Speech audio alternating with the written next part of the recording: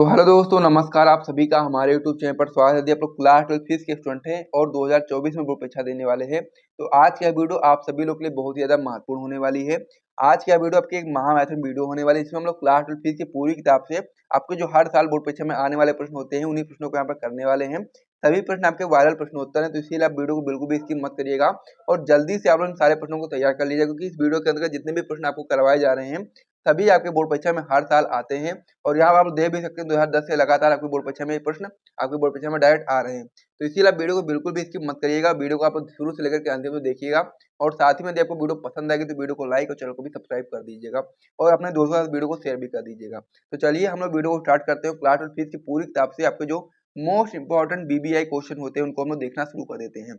तो इसमें हम लोग सबसे पहले महत्वपूर्ण बहुविकल्पी प्रश्नों को देखेंगे, फिर हम लोग महत्वपूर्ण अति लघु उत्तरीय प्रश्नों को देखेंगे, फिर हम लोग महत्वपूर्ण लघु उत्तरीय प्रश्नों को देखेंगे, फिर लास्ट में हम लोग महत्वपूर्ण दीर्घ उत्तरीय प्रश्नों को भी देखेंगे। तो इसीलिए आप वीडियो को बिल्कुल भी स्किप मत करिएगा, वीडियो को लाइक, चैनल को सब्सक्राइब और साथ ही में वीडियो को शेयर करना बिल्कुल भी मत भूलिएगा। तो चलिए वीडियो को आप जल्दी से लाइक करो, फिर हम वीडियो को स्टार्ट करते हैं। सबसे पहले हम लोग महत्वपूर्ण बहुविकल्पी प्रश्न से शुरुआत करते हैं और दीर्घ उत्तरीय प्रश्न से समाप्ति करेंगे। तो चलिए हम लोग अगले पेज पर बढ़ते हैं और महत्वपूर्ण बहुविकल्पी प्रश्नों को लेकर के आते हैं और उससे हम लोग वीडियो की शुरुआत करते हैं। तो चलिए मैं इस पेज को हटाता हूं और बहुविकल्पी प्रश्न को लेकर के आते हैं।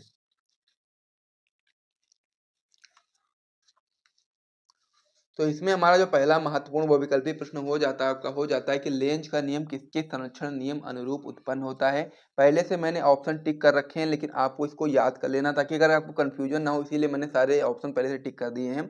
तो इसमें आपको जो पहला क्वेश्चन दिया गया कि लेंज का नियम किसके संरक्षण नियम अनुरूप उत्पन्न होता है, तो आपको यहाँ पर याद रखना है कि ऊर्जा संरक्षण के नियम अनुरूप उत्पन्न होता है। यानी कि जो लेंज का नियम होता है वो ऊर्जा संरक्षण नियम अनुरूप उत्पन्न होता है। इसीलिए आप लोग पहले वाले ऑप्शन पर सही टिक लगा लेंगे। वेरी इंपॉर्टेंट क्वेश्चन होता है, आपकी बोर्ड परीक्षा में 5-6 बार ये क्वेश्चन एज इट इज आया हुआ है। तो इसे आप बिल्कुल भी इसकी नहीं कर सकते हो, इसका अच्छे से तैयार कर लीजिएगा और साथ ही में इसका आंसर जो है कमेंट बॉक्स में कमेंट कर दीजिएगा। फिर हम लोग इसमें अगले क्वेश्चन की ओर बढ़ते हैं। अगला क्वेश्चन आपका इसमें दिया गया है, प्रेरित वैद्युत धारा की दिशा का पता चलता है। तो किसके प्रेरित वैद्युत धारा की दिशा का पता चलता है, तो बता सकते हैं लेंज के नियम द्वारा। तो इसे आप लोग याद रखोगे कि प्रेरित वैद्युत धारा की दिशा का पता लेंज के नियम द्वारा चलता है। इसीलिए आप लोग इस वाले ऑप्शन पर सही टिक लगाओगे। इंपॉर्टेंट क्वेश्चन ये भी आपका होता है, तो इसे भी आप लोग याद कर लीजिए, अपनी बोर्ड परीक्षा से पहले तैयार कर लीजिए ताकि ये क्वेश्चन आपकी बोर्ड परीक्षा में आए तो आप लोग आराम से बता पाओ। अब इसमें हमारा अगला क्वेश्चन क्या हो जाता है, ये उसको देख लेते हैं। इसमें हमारा अगला क्वेश्चन हो जाता है प्रेरकत्व का मात्रक है। ये भी आपका वेरी इंपॉर्टेंट क्वेश्चन होता है, आप लोग को याद करना है कि प्रेरकत्व का मात्रक होता है ओम इंटू सेकेंड। तो इसे भी आप लोग याद कर लीजिए, ओम इंटू सेकेंड प्रेरकत्व का मात्रक होता है। एक बार दो बार रिपीट करेंगे और साथ ही में अगर कोई दिक्कत होती है आप लोग कमेंट बॉक्स में कमेंट कर दीजिएगा इस क्वेश्चन का आंसर, ताकि ये चीज आपको याद होती रहे। तो चलिए अब हम लोग इसमें अगले क्वेश्चन की ओर बढ़ते हैं। अगला क्वेश्चन आपका इसमें दिया गया है कि एक शुद्ध प्रेरकत्व में औसत शक्ति क्षय होती है। यानी कि एक शुद्ध प्रेरकत्व में औसत शक्ति क्षय कितनी होती है, शून्य होता है या 1/4 Li² होता है या फिर 2Li² होता है या फिर 1/2Li² होता है। तो आपको यहाँ पर याद रखना है कि हाफ Li² होता है। तो इसीलिए आप लोग इस वाले ऑप्शन पर सही टिक लगाएंगे, याद कर लेंगे, एक दो बार रिपीट करते हुए चलना सारे प्रश्नों को, ताकि ये आपको याद होते रहें। तो ताकि आप लोग सारी चीज़ों को याद कर लो और अपने बोर्ड एग्जाम में बहुत अच्छा स्कोर कर पाओ। तो इस प्रकार से वाला जो क्वेश्चन था ये कंप्लीट हो गया, जिसे भी आप लोग याद कर लीजिए। फिर हम लोग अगले पेज पे बढ़ते हैं और महत्वपूर्ण प्रश्नों को लेकर के आते हैं। अब इसमें जो हमारा अगला क्वेश्चन हो जाता है आपका हो जाता है चुंबकीय क्षेत्र का मात्रक है। तो ये भी आप लोग याद रखोगे, चुंबकीय क्षेत्र का मात्रक होता है वेबर अपान में मीटर स्क्वायर। इसे एक बार दो बार आप लोग रिपीट करो, अपनी कमेंट बॉक्स में कमेंट करो ताकि आपको याद हो जाए कि चुंबकीय क्षेत्र का मात्रक वेबर अपान मीटर स्क्वायर होता है। तो इसे भी आप लोग याद कर लीजिए। फिर हम लोग अगले क्वेश्चन की ओर बढ़ते हैं। अगला क्वेश्चन आपका इसमें दिया गया कि एक चुंबकीय क्षेत्र उत्पन्न किया जा सकता है, किसके द्वारा उत्पन्न किया जा सकता है, तो बता सकते हैं गतिमान आवेश द्वारा। एक चुंबकीय क्षेत्र गतिमान आवेश द्वारा उत्पन्न किया जा सकता है। इसीलिए आप लोग ऑप्शन नंबर बी पर सही टिक लगा दो। फिर हम लोग इसमें अगले क्वेश्चन की ओर बढ़ते हैं। अगला क्वेश्चन आपका इसमें दिया गया कि म्यू नॉट एप्सिलॉन नॉट इनकी पावर माइनस हाफ का मान है।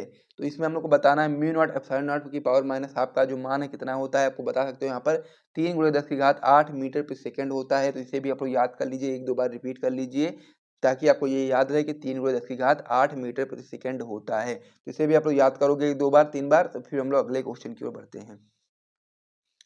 अगला क्वेश्चन आपका इसमें दिया गया कि धारावाही चालक के सिरों चारों ओर उत्पन्न क्षेत्र होता है। यानी कि जो धारावाही चालक होता है उसके चारों ओर उत्पन्न क्षेत्र क्या कहलाता है, तो बता सकते हैं केवल चुंबकीय क्षेत्र कहलाता है। तो ये आपको यहाँ पर याद रखना कि धारावाही चालक के चारों ओर उत्पन्न क्षेत्र चुंबकीय क्षेत्र होता है। तो इसे आप लोग याद करेंगे एक दो बार रिपीट करके, ताकि ये क्वेश्चन भी आपको अच्छे तरीके याद हो जाए। अगर आपकी बोर्ड परीक्षा में ये क्वेश्चन आए तो आप लोग इसका आंसर आराम से सही आंसर बता पाओ। तो इसे भी आप लोग याद कर लो, फिर हम लोग इसमें अगले क्वेश्चन की ओर बढ़ते हैं। अगला क्वेश्चन आपका इसमें दिया गया कि अमीटर का नेट प्रतिरोध कम होना चाहिए। तो हमको पता होना चाहिए कि अमीटर का जो नेट प्रतिरोध होता है कम होना चाहिए, उससे क्या चीज़ें होती हैं उसको आइए समझ लेते हैं। तो आप लोग यहाँ पर बताएंगे कि अमीटर का नेट प्रतिरोध कम होना चाहिए जिससे यह मापी जाने वाली धारा में पेछड़ीय परिवर्तन नहीं करता है। ये आपको यहाँ पर याद रखना है कि जब हम लोग अमीटर का प्रतिरोध कम करेंगे तो जिससे क्या होगा कि जो अमीटर है इसका अगर प्रतिरोध कम होगा, जिससे क्या होगा कि मापी जाने वाली धारा में पेछड़ीय परिवर्तन नहीं करता है। तो ये आपका सही ऑप्शन हो जाता है। तो इसे भी आप लोग याद कर लीजिए। फिर हम लोग क्या करते हैं, अगले पेज पे बढ़ते हैं और नेक्स्ट क्वेश्चन को देखते हैं। तो इस पेज को मैं हटाता हूँ, इसे आप लोग रिवाइज कर लीजिए एक बार सारे प्रश्नों को।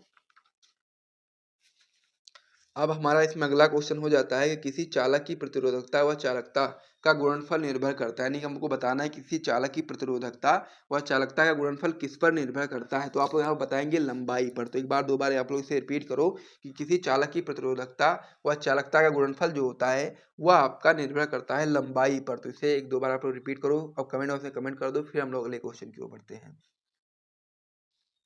अगला क्वेश्चन आपका इसमें दिया गया कि वायु धारा घनत्व J तथा अपवहन वेग BD में संबंध है, जहां E इलेक्ट्रॉन का आवेश तथा N उनकी संख्या है। तो आप लोग यहाँ बताओगे कि वायु धारा घनत्व J तथा अपवाहन वेग या फिर अपवाह वेग या फिर अनुगमन वेग BD में संबंध है, जो कि आपका हो जाता है J बराबर NE/VD। जहां पर आप लोग यहाँ पर देख सकते हो कि जहाँ पर ये N है, यानी क्या है उनकी संख्या है, और ये जो आपका E है यानी कि E है इलेक्ट्रॉन पर आवेश है। इलेक्ट्रॉन पर आवेश कौन है, E है, और क्या है आपका N है उनकी संख्या, यानी कि इलेक्ट्रॉन की संख्या N है और इलेक्ट्रॉन पर आवेश E है। BD आपका अपवाह वेग है या फिर अनुगमन वेग है, और J आपका है धारा घनत्व। तो इसे भी आप लोग याद रखेंगे कि वैद्युत धारा घनत्व J तथा अपवहन वेग BD में जो संबंध होता है इस प्रकार से होता है J बराबर NE/BD। इसको आप लोग याद कर लीजिए अच्छे तरीके से और कमेंट बॉक्स में कमेंट कर दीजिए। फिर हम लोग अगले क्वेश्चन की ओर बढ़ते हैं। अगला क्वेश्चन आपका इसमें दिया गया कि विशिष्ट प्रतिरोध का मात्रक है। तो हमको बताना है विशिष्ट प्रतिरोध का मात्रक। तो इसे भी आप लोग याद रखोगे, इंपॉर्टेंट क्वेश्चन होता है कि विशिष्ट प्रतिरोध का मात्रक क्या है। तो आप बताओगे ओम इंटू मीटर आपका विशिष्ट प्रतिरोध का मात्रक होता है। तो इसे भी आप लोग एक दो बार रिपीट करो, याद करो, फिर हम लोग अगले क्वेश्चन की ओर बढ़ते हैं। इसमें हमारा अगला क्वेश्चन हो जाता है किरचॉफ का नियम जो होता है, प्रथम नियम किसके संरक्षण पर आधारित है। तो आपको याद रखेंगे किरचॉफ का प्रथम नियम आवेश संरक्षण पर आधारित है। तो इसको आप अच्छी तरह से याद कर लीजिए, बिल्कुल भी इसको स्किप मत करिएगा। वेरी इंपॉर्टेंट प्रश्न होता है कि किरचॉफ का प्रथम नियम किसके संरक्षण पर आधारित है। तो आप बता सकते हैं आवेश संरक्षण पर आधारित है। तो इसे भी आप लोग याद कर लीजिए। फिर हम लोग अगले पेज बढ़ते हैं और वहां पर हम लोग अति लघु उत्तरीय प्रश्नों को देखेंगे। जो मोस्ट इंपॉर्टेंट अति लघु उत्तरीय प्रश्न होते हैं उनको देखेंगे, फिर हम लोग लघु उत्तरीय प्रश्नों को देखेंगे, फिर लास्ट में हम लोग दीर्घ उत्तरीय प्रश्नों को भी देखेंगे। तो यहाँ तक देखो वीडियो पसंद आ रहा है तो वीडियो को लाइक करिए, चैनल को भी सब्सक्राइब करिए। फिर हम लोग अगले पेज पे बढ़ते हैं और वहाँ पर हम लोग अति लघु उत्तरीय प्रश्नों को देखते हैं। तो चलिए इस पेज को मैं हटाता हूँ और अति लघु उत्तरीय प्रश्नों को लेकर के आते हैं और उनको देखना शुरू कर देते हैं।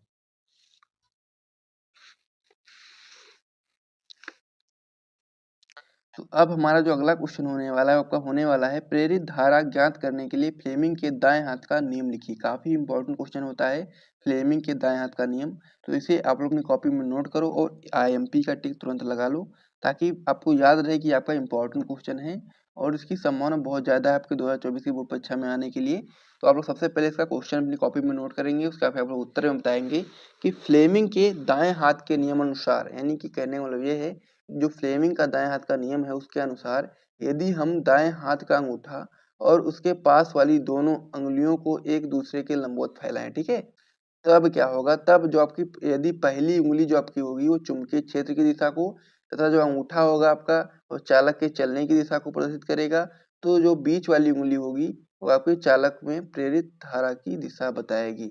यही आपका फ्लेमिंग के दाएं हाथ का नियम होता है। तो इसे एक बार मैं फिर से रिपीट करता हूँ, आप ध्यान से सुनना और अपनी कॉपी में तुरंत नोट कर लेना, ठीक है।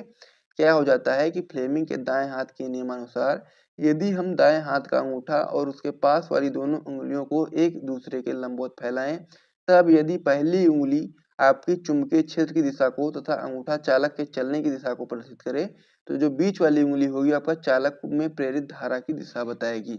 तो इस प्रकार से क्वेश्चन आपका कंप्लीट हो गया। इसे आप अपनी कॉपी में नोट कर लो, उसके बाद हम लोग आगे बढ़ेंगे। अब इसमें हमारा अगला क्वेश्चन हो जाता है कि अन्योन प्रेरण गुणांक की परिभाषा दीजिए तथा एक व्यवहारिक उदाहरण भी दीजिए। इंपॉर्टेंट क्वेश्चन ये भी आपका होता है। तो इसका उत्तर आप लोग इस प्रकार से बताएंगे, किन्हीं दो कुंडलियों के बीच अन्योन प्रेरण गुणांक अथवा अन्योन प्रेरकत्व संख्यात्मक रूप से किसी एक कुंडली में चुंबकीय फ्लक्स ग्रंथिकाओं की संख्या के बराबर होता है, जबकि दूसरी कुंडली में 1 एम्पीयर की धारा प्रवाहित हो रही है। तो इस प्रकार से आपका अन्योन प्रेरण गुणांक की परिभाषा हो जाती है। साथ में हम लोग से पूछा गया था कि एक व्यवहारिक उदाहरण भी दीजिए, तो व्यवहारिक उदाहरण में आप लोग बता सकते हैं कि इसका व्यवहारिक उदाहरण आपका ट्रांसफार्मर की कार्यप्रणाली, यानी कि जो आपका अन्योन प्रेरण गुणांक होता है, इसका जो कह सकते हैं कि व्यवहारिक उदाहरण होता है वो आपका ट्रांसफार्मर की कार्यप्रणाली होता है। तो इस प्रकार से ये क्वेश्चन भी आपका कंप्लीट हो गया है। चलिए देखते हैं इसमें हमारा जो प्रश्न दिया गया है वो आपका दिया गया है कि वैद्युत चुंबकीय स्पेक्ट्रम में सबसे अधिक तथा कम तरंगदैर्ध्य के तरंगों के नाम बताइए। वेरी इंपॉर्टेंट क्वेश्चन है, 4 बार आपकी बोर्ड परीक्षा में क्वेश्चन आया हुआ है, 2005 में, 13 में, 14 में, 16 में। तो ये क्वेश्चन आपकी बोर्ड परीक्षा के लिए काफी ज्यादा इंपॉर्टेंट है। तो इसमें आपको उत्तर में बताना, सबसे पहले आप लोग हेडिंग लगाओगे, उत्तर उसका पे लिखना स्टार्ट करोगे। सबसे अधिक जो तरंगदैर्ध्य की जो तरंगे हैं वो आपकी रेडियो तरंगे हैं, तथा सबसे कम तरंगदैर्ध्य की जो तरंगे हैं वो आपकी गामा किरणें हैं। तो इस प्रकार से हमसे क्वेश्चन में यही चीज पूछी गई थी कि वैद्युत चुंबकीय स्पेक्ट्रम में सबसे अधिक तथा कम तरंगदैर्ध्य की तरंगों के नाम बताइए। तो हमने आपका जो नाम था मैंने आपको बताया कि सबसे अधिक जो तरंगदैर्ध्य की जो तरंगे हैं वो आपकी रेडियो तरंगे हैं, और तथा जो सबसे कम तरंगदैर्ध्य की तरंगे हैं वो आपकी गामा किरणें हैं। तो इस प्रकार से क्वेश्चन आपका इंपॉर्टेंट था, जैसे आप लोग अपनी कॉपी में नोट कर लीजिए, महत्वपूर्ण क्वेश्चन था और बहुत ही सिंपल था, इसका आंसर भी था। तो इसे आप लोग नोट कर लेंगे, फिर हम लोग अगले क्वेश्चन की ओर बढ़ेंगे। इसमें हमारा अगला क्वेश्चन हो जाता है कि वैद्युत चुंबकीय तरंगों के स्पेक्ट्रमों की आवृत्ति के बढ़ते हुए क्रम में लिखिए। वेरी इंपॉर्टेंट क्वेश्चन ये भी आपका हो जाता है, 3 बार आपकी बोर्ड परीक्षा में आया हुआ भी है, 2009 में, 14 में, 17 में। तो इसमें हम लोग को बताना है वैद्युत चुंबकीय तरंगों के स्पेक्ट्रम की जो आवृत्ति होती है उसको हम लोग बढ़ते हुए क्रम में लिखेंगे, ठीक है। तो इसमें आप लोग उत्तर में इस प्रकार से बता सकते हो। सबसे पहले जो आप तरंगे लिखोगे वो आपकी लिखोगे कि रेडियो तरंगे, दूसरे नंबर पे आपका आ जाएगा माइक्रो तरंगे, तीसरे नंबर पे आपका आ जाएगा अवरक्त विकिरण, और चौथे नंबर पे आपका आ जाएगा दृश्य विकिरण, पांचवें नंबर पे आपका पराबैंगनी विकिरण, और छठे नंबर पे आपका एक्स किरणें, तथा सातवें नंबर पे आपका गामा किरणें। तो इस प्रकार से इसमें जो हम लोगों ने तरंगों के नाम लिखे हैं वो आपके आवृत्ति के बढ़ते हुए क्रम में लिखा है, यानी कि सबसे पहले जो हम लोगों ने तरंगे लिखी है वो आपकी है सबसे कम आवृत्ति वाली, उसका फिर उससे ज्यादा, फिर उससे ज्यादा, फिर उससे ज्यादा, फिर उससे ज्यादा, फिर उससे ज्यादा, फिर उससे ज्यादा। इसी प्रकार से हम लोगों ने इसमें क्वेश्चन में पूछा गया था कि वैद्युत चुंबकीय तरंगों के स्पेक्ट्रमों की आवृत्ति के बढ़ते हुए क्रम को लिखिए। तो इस प्रकार से हम लोगों ने क्रम को बता दिया, तो इसे आप अपनी कॉपी में नोट कर लो। उसके बाद हम लोग अगले क्वेश्चन की ओर बढ़ेंगे। इसमें हमारा अगला क्वेश्चन हो जाता है कि पराबैंगनी किरणों के किन्हीं 2 उपयोग लिखिए। 2022 में आपके क्वेश्चन बोर्ड परीक्षा में आया है, इससे भी आपको पता होना चाहिए कि पराबैंगनी किरणों के उपयोग कौन कौन से हैं, ठीक है। तो इसमें आप लोग पहला उपयोग बता सकते हो इस प्रकार से, उपयोग फर्स्ट, कि अंगुलियों के निशानों को पता लगाने के लिए हम लोग सबसे पहले उपयोग करते हैं पराबैंगनी किरणों को।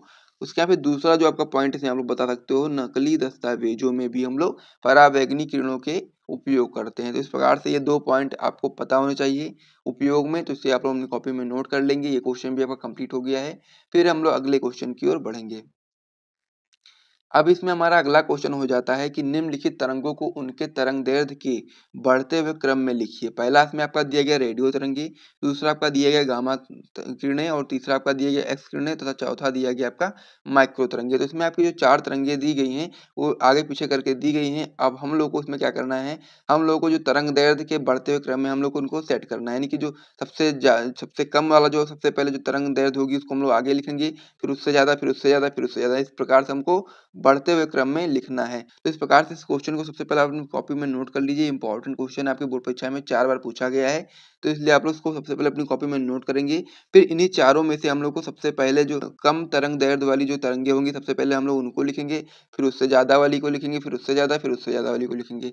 तो इसमें हम लोग सबसे पहला जो नाम आप लोग बताओगे वो आपका हो जाएगा गामा किरणें, दूसरे नंबर पे आपका हो जाएगा एक्स किरणें, तीसरे नंबर पे आपका हो जाएगा माइक्रो तरंगे, और चौथे नंबर पे आपका हो जाएगा रेडियो तरंगे।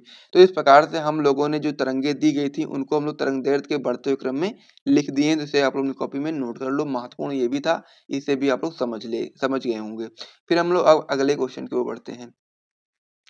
हमारा इसमें अगला क्वेश्चन हो जाता है कि एक्स किरणों के प्रमुख 2 गुण तथा उपयोग लिखिए। 2019 में आपकी बोर्ड परीक्षा में क्वेश्चन आया है, तो इसमें आपको एक्स किरणें के 2 गुण भी लिखने हैं और साथ ही में 2 प्रमुख उपयोग भी हम लोग को बताने हैं। तो इसमें हम लोग पहला उपयोग बताओगे कि एक्स किरणें वैद्युत तथा चुंबकीय क्षेत्रों से प्रभावित नहीं होती हैं, क्योंकि ये आवेशित कण नहीं है। ये चीज़ आपको यहाँ पर याद रखना है कि जो आपकी एक्स किरणें होती हैं वो आपकी वैद्युत तथा चुंबकीय क्षेत्रों से प्रभावित नहीं होती हैं, क्योंकि ये आवेशित कण नहीं है, इसीलिए आपका ये वैद्युत तथा चुंबकीय क्षेत्रों से प्रभावित नहीं होती है।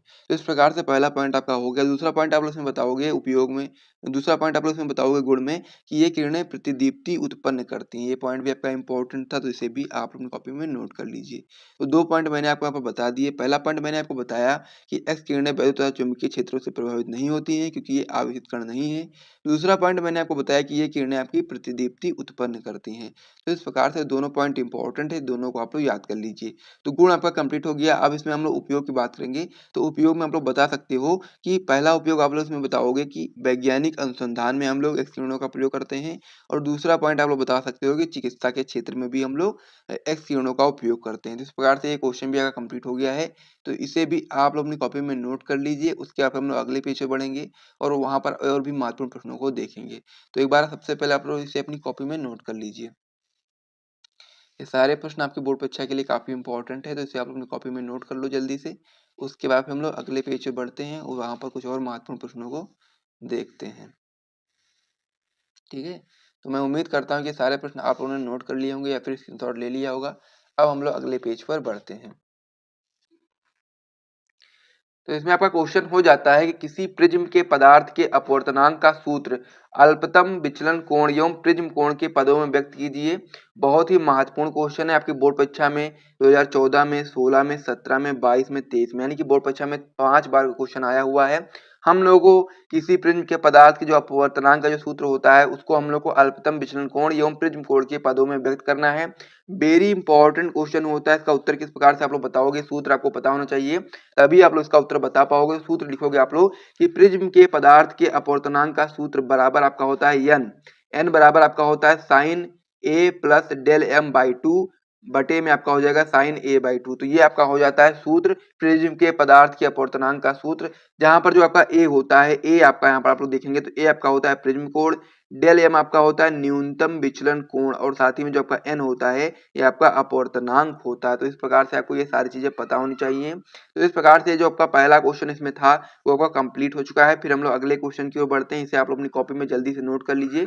वेरी इंपॉर्टेंट क्वेश्चन है, आपके बोर्ड परीक्षा में आ सकता है। तो इसीलिए आपको इस सूत्र को भी याद रखना है कि पदार्थ के अपवर्तनांक कि प्रिज्म के पदार्थ के अपवर्तनांक का जो सूत्र होता है किस प्रकार से होता है उसे आपको याद रखना है। तो चलिए अब हम लोग अपने अगले क्वेश्चन की ओर बढ़ते हैं। में हमारा अगला क्वेश्चन हो जाता है कि किसी पतले प्रिज्म द्वारा उत्पन्न न्यूनतम विचलन कोण तथा कोणीय विक्षेपण के लिए सूत्र लिखिए। इंपॉर्टेंट क्वेश्चन है, 2 बार आपकी बोर्ड परीक्षा में आया हुआ भी है, 2015 में, 2017 में। तो इसमें हम लोग को किसी पतले प्रिज्म द्वारा उत्पन्न जो आपके न्यूनतम विचलन कोण है और तथा कोणीय विक्षेपण के लिए सूत्र ज्ञात करना है, सूत्र बताना है हम लोग को। तो यहाँ पर 2 सूत्र हम लोग को बताने हैं। सबसे पहले हम लोग को न्यूनतम विचलन कोण का सूत्र बताना है। तो आप लोग बता सकते हो कि न्यूनतम विचलन कोण बराबर आपका होता है डेल एम बराबर क्या होता है n माइनस वन टू ए हो जाएगा। इस प्रकार से आपका हो जाता है। ठीक है, ये आपका होता है न्यूनतम विचलन कोण का सूत्र। जो न्यूनतम विचलन कोण होता है उसको हम लोग डेल एम से प्रदर्शित करते हैं। जहां पर आप लोग बता सकते हो कि जो आपका ए है, ए आपका प्रिज्म कोण है और एन आपका है प्रिज्म के पदार्थ का अपवर्तनांक। तो इस प्रकार से जो न्यूनतम विचलन कोण होता है उसका सूत्र किस प्रकार से होता है मैंने आपको समझा दिया है। तो इसे आप लोग अपनी कॉपी में नोट करेंगे। फिर अगला हम लोग को इसमें बताना कोणीय विक्षेपण का सूत्र। तो कोणीय विक्षेपण का सूत्र हो जाएगा थीटा बराबर N B minus N R into में बंद ए हो जाएगा। इस प्रकार से आपका हो जाएगा। ठीक है, तो क्या हो जाएगा, जहां पर आपका जो एन बी है, एन बी आपका हो जाएगा बैगनी रंग के लिए अपवर्तनांक, और जो आपका एन आर हो जाएगा वो आपका लाल रंग के लिए अपवर्तनांक हो जाएगा। तो इस प्रकार से न्यूनतम विचलन कोण इसका सूत्र हो जाता है डेल एम बराबर एन माइनस वन ब्रैकेट बंद ए हो जाएगा, और जो आपका कोणीय विक्षेपण का सूत्र हो जाता है थीटा बराबर N B minus R bracket बंद आपका ए हो जाएगा। तो इस प्रकार से आपका दोनों सूत्र मैंने आपको बता दिए हैं, साथ ही में क्या क्या चीजें इसमें होती है मैंने आपको समझा दिया है। तो इसे भी आप अपनी कॉपी में नोट कर लीजिए। फिर हम लोग अगले क्वेश्चन की ओर बढ़ते हैं। अगला जो हमारा क्वेश्चन हो जाता है ये भी आपका महत्वपूर्ण क्वेश्चन होता है, जो कि आपका हो जाता है कि क्रांतिक कोण की परिभाषा दीजिए। 2007 में, 13 में, 17 में 3 बार आपकी बोर्ड परीक्षा में क्वेश्चन आया हुआ है। उत्तर आप लोग को बताना है इस प्रकार से कि जब कोई जो आपका प्रकाश किरण होती है जब सघन माध्यम से विरल माध्यम में प्रवेश करती है तो उसका जो अधिकांश भाग होता है वो अपवर्तित हो जाता है तथा जो शेष भाग होता है वो आपका परावर्तित हो जाता है। अपवर्तित किरण जो आपकी होती है वो अविलंब से दूर हटती जाती है, और साथ ही में यदि हम लोग सघन माध्यम में जो अपवर्तन कोण आई होता है, आई को हम लोग इतना बढ़ाया जाए कि जो एक विशेष आपतन कोण के लिए जो अपवर्तन कोण का जो मान हो कितना हो जाए 90 डिग्री हो जाए, तो इस आपतन कोण को ही हम लोग क्या बोलते हैं, क्रांतिक कोण बोलते हैं। इस प्रकार से आपको यहाँ पर याद रखना है। अब इसको आगे आप लोग बहुत ही छोटे वे में बताना चाहते हो तो बता सकते हो कि अतः क्रांतिक कोण, इस प्रकार से बता सकते हो आप लोग कि अतः क्रांतिक कोण सघन माध्यम में बना हुआ आपतन कोण जिसके लिए विरल माध्यम में जो अपवर्तन कोण होता है वो 90 डिग्री होता है। तो इस प्रकार से भी आप लोग बता सकते हो छोटा सा कि आंतरिक कोण सघन माध्यम में बना हुआ आपतन कोण है जिसके लिए विरल माध्यम में अपवर्तन कोण कितना होता है, 90 डिग्री होता है। तो इस प्रकार से आप लोग बता सकते हो। ये भी आपका महत्वपूर्ण क्वेश्चन था, इसे भी आप अपनी कॉपी में नोट कर लीजिए। फिर हम लोग अगले क्वेश्चन की ओर बढ़ते हैं। अगला क्वेश्चन हमारा इसमें हो जाता है प्रकाश के परावर्तन से क्या तात्पर्य है। ये भी आपका महत्वपूर्ण है, आपको पता होना चाहिए कि प्रकाश के परावर्तन से क्या तात्पर्य है। इसका परिभाषा आपसे अति लघु में पूछा जा सकता है। तो उत्तर में आप लोग बताओगे कि जब कोई किरण किसी चमकदार तल पर आपतित होकर पुनः उसी माध्यम में लौट जाती है तो प्रकाश की इस घटना को हम लोग परावर्तन बोलते हैं। क्या बोलते हैं, परावर्तन बोलते हैं। एक बार मैं फिर से रिपीट करता हूँ कि जब आपकी कोई किरण होगी प्रकाश की, जब किसी चमकदार तल पर गिरेगी तो फिर आपतित होकर पुनः उसी माध्यम में लौट जाएगी, तो इस क्रिया को, प्रकाश की जो घटना होती है इसको हम लोग परावर्तन बोलते हैं। इस प्रकार से ये क्वेश्चन भी कंप्लीट हो गया। फिर हम लोग अब अगले क्वेश्चन की ओर बढ़ते हैं।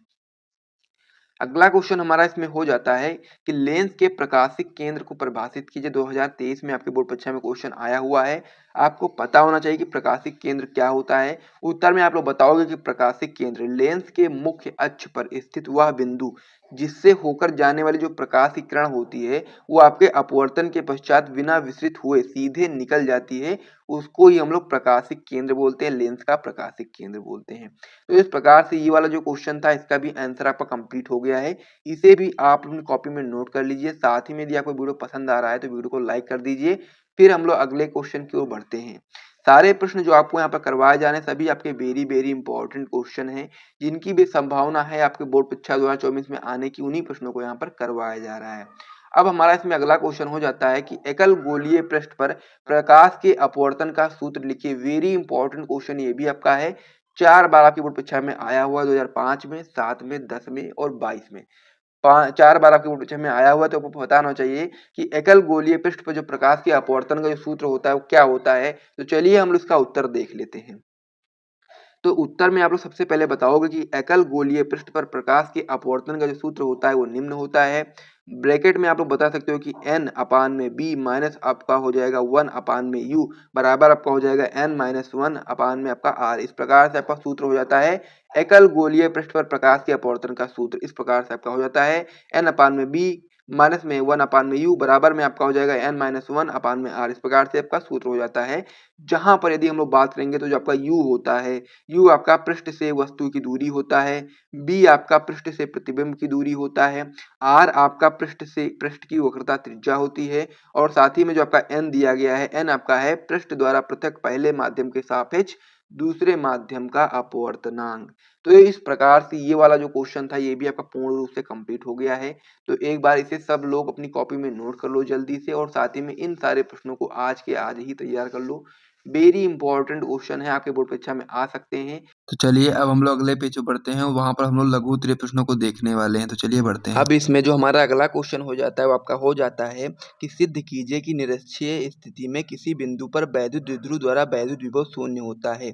ये आपका इंपॉर्टेंट क्वेश्चन होता है। वैसे आपका ये डेरिवेशन होता है और इसी में आपके दो डेरिवेशन होते हैं। इस प्रकार से आपका हो जाता है निरक्षीय स्थिति, जो कि हम लोग करने वाले हैं। एक आपका होता है अक्षीय स्थिति में किसी बिंदु पर वैद्युत द्विध्रुव द्वारा वैद्युत विभव ज्ञात करना। ठीक है, तो दोनों जो डेरिवेशन होते हैं महत्वपूर्ण होते हैं, लेकिन जो आपका निरक्षीय स्थिति होती है इसकी ज़्यादा संभावना होती है कि आपका लघु उत्तरीय प्रश्न में पूछा जाए, और वहीं पे यदि हम लोग अक्षीय स्थिति की बात करेंगे तो उसकी संभावना होती है कि आपका दीर्घ उत्तरीय प्रश्न में पूछा जाए। तो ये निरक्षीय स्थिति को हम लोग लघु उत्तरीय प्रश्न में करने वाले हैं, और जो आपका अक्षीय स्थिति होती है उसको हम लोग दीर्घ उत्तरीय प्रश्न की सीरीज में करने वाले हैं। तो चलो हम लोग इसका सोल्यूशन देखते हैं। बहुत ही महत्वपूर्ण क्वेश्चन हो जाता है, इसीलिए आप लोग यहाँ पर वेरी वेरी इंपॉर्टेंट का टिक लगा लीजिए। उसके बाद फिर हम लोग इसका सोल्यूशन देखेंगे। तो सोल्यूशन में सबसे पहले आपको इसका चित्र समझना होगा। जैसे आप लोग चित्र समझ जाओगे फिर आपको सोल्यूशन करने में आसानी पड़ेगी। तो सबसे पहले हम लोग इसका चित्र देखेंगे। तो चित्र मैं आपको यहाँ पर बना करके समझाऊंगा बहुत ही आसानी तरीके से। तो इसमें हम लोग को सबसे पहले एक वैद्युत द्विध्रुव को बनाना है। तो वैद्युत द्विध्रुव आप लोग जानते हैं किस प्रकार से होता है। इस प्रकार से आप लोग मान लीजिए कोई एक वैद्युत द्विध्रुव है, जो कि आपका -q और +q आवेशों से मिलकर के बना है। आप लोगों को पता होगा कि जो वैद्युत ध्रुव होता है वो -q और +q आवेशों से मिलकर के बना होगा। अब मान लीजिए जो आपका जो वैद्युत ध्रुव है इसके मध्य में कोई बिंदु O है, ठीक है? इस प्रकार से आपका जो मध्य बिंदु O है, तो मध्य बिंदु O है, उसके बाद में फिर आपको यहाँ पर पता ही होगा कि जो -q और +q आवेशों के बीच की दूरी कितनी होती है, 2l होती है। यानी कि यहाँ से यहाँ तक हम लोग l मान सकते हैं और यहाँ से यहाँ तक हम लोग l मान सकते हैं, यानी कि टोटल 2l होता है, यानी कि वैद्युत ध्रुव की लंबाई कितनी होती है, 2l होती है। तो इस प्रकार से यहाँ तक हो गया। उसके बाद फिर जो आपका वैद्युत ध्रुव का जो मध्य बिंदु O है, इससे हम लोग r दूरी पर कोई बिंदु इससे हम लोग r दूरी पर निरक्ष में कोई बिंदु यहाँ पर P मान लेंगे। यहाँ पर हम लोग को वैद्युत विभव ज्ञात करना है, यानी कि जो आपका मध्य बिंदु O है, मध्य बिंदु O से r दूरी पर कोई बिंदु P है जिस पर हम लोग को वैद्युत विभव ज्ञात करना है। अब +q आवेश के कारण जब हम लोग P पर वैद्युत विभव ज्ञात करेंगे तो उसकी दूरी हम लोग को पता होनी चाहिए, और जब हम लोग -q आवेश के कारण बिंदु P पर वैद्युत विभव ज्ञात करेंगे तो उसकी दूरी भी हम लोग को पता होनी चाहिए। तो यह सारी चीज़ आप लोग समझ गए होंगे, चित्र भी आप लोग समझ गए होंगे, तो इसे आप लोग अपनी कॉपी में नोट कर लो। उसके बाद फिर हम लोग सॉल्यूशन देखते हैं। तो उत्तर में आप लोग बताओगे कि माना एक वैद्युत ध्रुव आपका है जो कि आपका -q और +q आवेशों से मिलकर के बना है। इसकी लंबाई 2l है, यानी कि इसकी लंबाई 2l होती है, आपको पता ही होता है, और साथ ही में आपका -q और +q आवेशों से मिलकर के बना होता है। इसे ऐसे माध्यम में रखा गया जिसका परावैद्युतांक k है।